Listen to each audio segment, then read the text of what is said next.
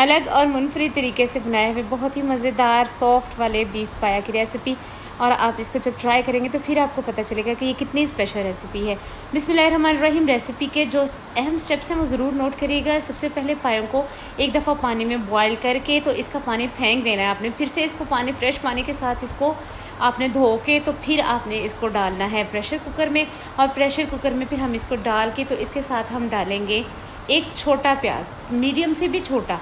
और इसके साथ ही मैंने इसमें लिए लहसन, ज़्यादा सारा लहसन आपने ज़्यादा लेना है क्योंकि बीफ पाए जो है वो तकरीबन 1 किलो थे, तो लहसन इसके हिसाब से ज़्यादा आपने लेना है, आम हंडिया से ज़्यादा। एक इसमें ग्लास मैंने पानी का डाल दिया।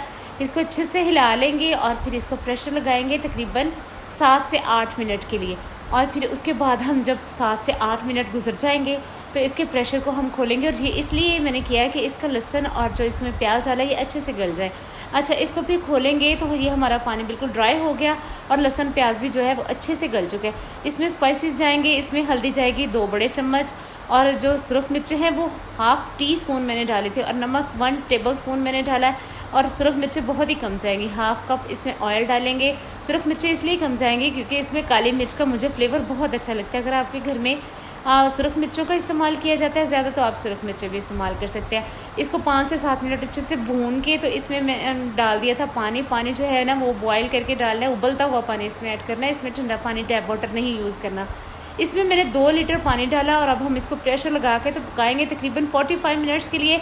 45 मिनट से जनाब आपने कम टाइम नहीं देना है क्योंकि ये गलेंगे नहीं, ये थोड़े सख्त होते हैं। 45 मिनट गुजर चुके हैं, मैंने इसको खोला है तो ये देखें ये हमारे पाए बिल्कुल गल चुके हैं, लेकिन इसमें पानी कम रह गया था। अगर आपको पानी इतना ही इसकी शोरबे की कंसिस्टेंसी पसंद हो तो आप इतना ही रख सकते हैं।